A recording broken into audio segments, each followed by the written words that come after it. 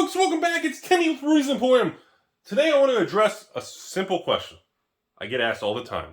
And then, of course, people who try to sell me old collections ask me the same thing. And that question is, Rudy, you don't seem to buy graded cards anymore.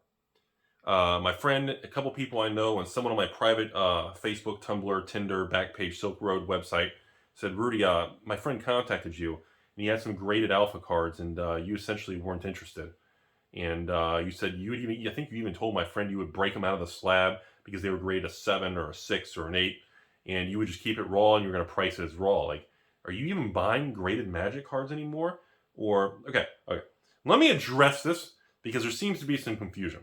Okay, let me explain what's going on with raw cards versus graded cards on high-end Magic, and I don't, maybe similar to Pokemon or whatever. Let me just explain the graded card market from a store, evil investor, guy with weird-looking hair, homeless basement guy. Let me explain how the perspective is. Before I do, today's video sponsor is me and myself.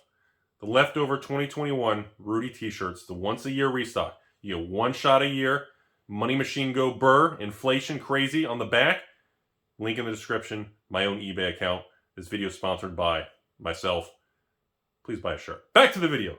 So here's the thing. When stores buy collections, or they price collections, or people like me, I don't want to spend double the buy list or triple the price because your Alpha Llanowar Elves is graded a BGS 8.5, and you tell me you want 3 times the buy list or 3 times the near mint price.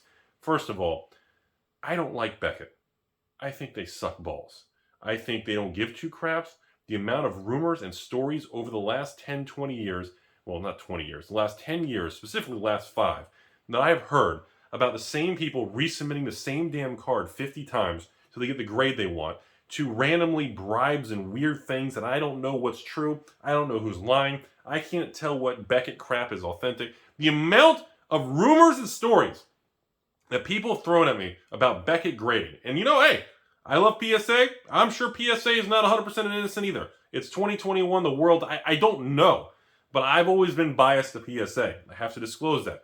And most of these cards nowadays that people are grading, they're grading by Beckett because of the subgrades, because they get better subgrades, they can sell for more money. You guys need to understand something. Okay, I'm going to give you all my opinion. If you think I'm wrong, I'll just thumbs down the video. Wait, we don't have thumbs down anymore? We're all too sensitive? Oh, wait, all the companies got pissed because government websites and White House and corporations were upset because we're all thumbs downing the videos and YouTube removed the thumbs down? That's weird. No, that's not weird at all. Welcome to 2022. So here's the thing. In my opinion, Beckett Grading took off. It became a big thing in the Magic world because they had subgrades. Okay?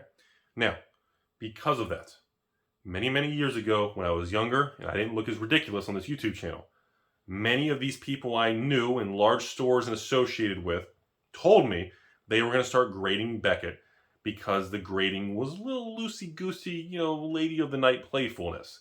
And, and because of that, the money they could make converting a raw card to a graded card and then selling that back to the market had incredibly large margins.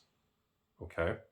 Because of that, the flow of money started to shift to Beckett and Beckett Grading and subgrades and everything.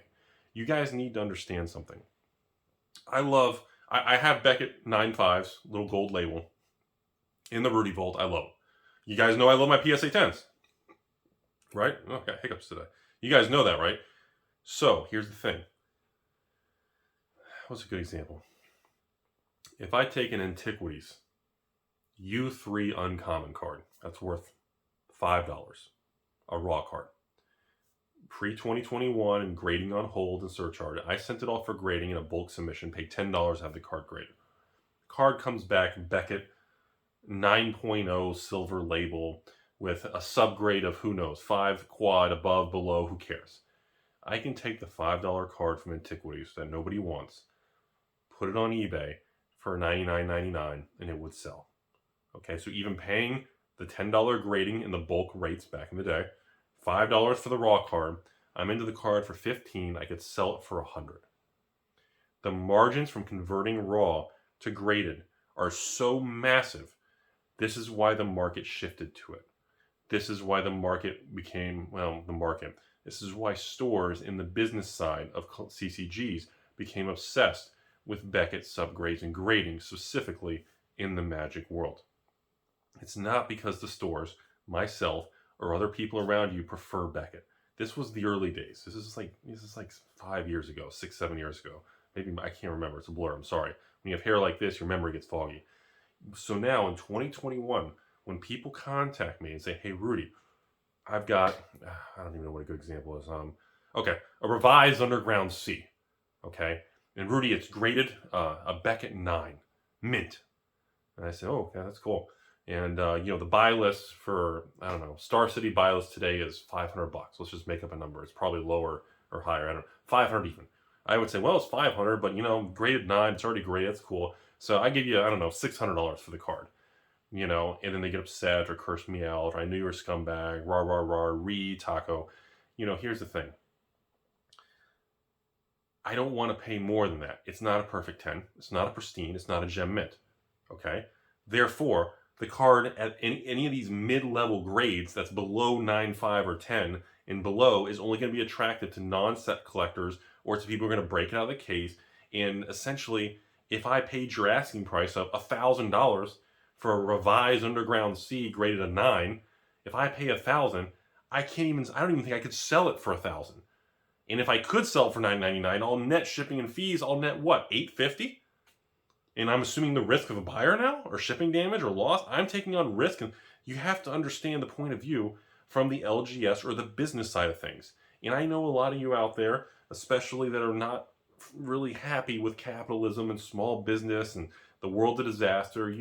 It's just where we are. But this is what's going on. It's okay to have feelings against it, or hate the system, or hate me, or hate my hair. That's cool. But this is how the mechanics work. This is how the gears work. You don't have to like it. I'm just here to tell you how it is. So you got to be able to distinguish those two types of conversations. So again, when somebody contacts me now and says, "Rudy, I've got a revised Underground C. It's played, but it's graded. It's graded a Beckett 6. And I look at the card and I'm like, "Ugh, it's almost like MP, HP condition." It's like, and it's graded a 6 because one of the subgrades is a 5 or something, And the eye appeal is terrible. And I reply and say, "Dude, I'm just gonna break that out of the case and just it's just a played MP condition card. That's all that is to me." And then the people say, "Well, no, it's graded. It's a Beckett 6, and I don't know what a 6 is. Excellent condition, or sometimes they say excellent - mint. It's a stupid wording in these Beckett cases." And then the people email and say, "Yeah, Rudy, I'm looking for $1,000 for my graded 6 revised Underground C." And I'm like, and people get very angry when you don't want it. Usually, I hate to say it, but it's kind of like relationships and humans in real life. Many times when you're not interested, it's more insulting and wrong, and it causes people to get more defensive or angry than if you just go about it the wrong way. Just kind of not being interested sometimes can be more insulting. And I understand that, so I try to be very respectful of their perspective is what I'm trying to say. So again, let's go back to the beginning. This is why stores want the raw cards.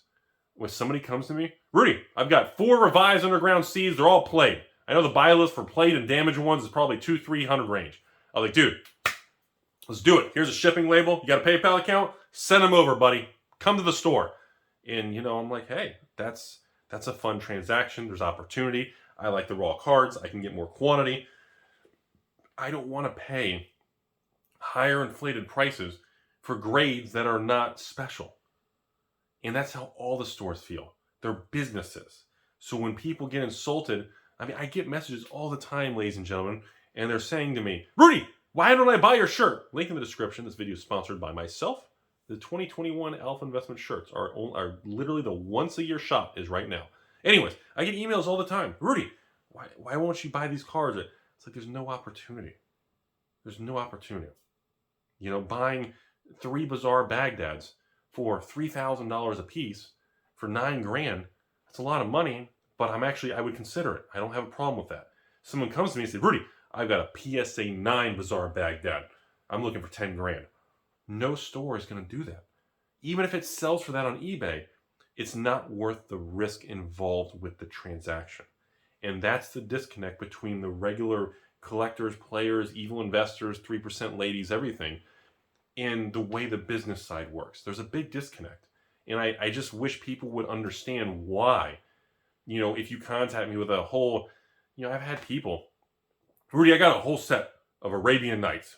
If it was mint, I know it'd be worth like, you know, 10, 20 grand.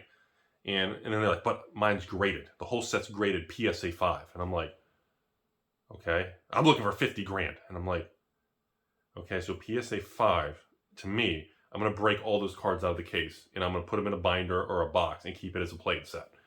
And, you know, I'm going to price it that way.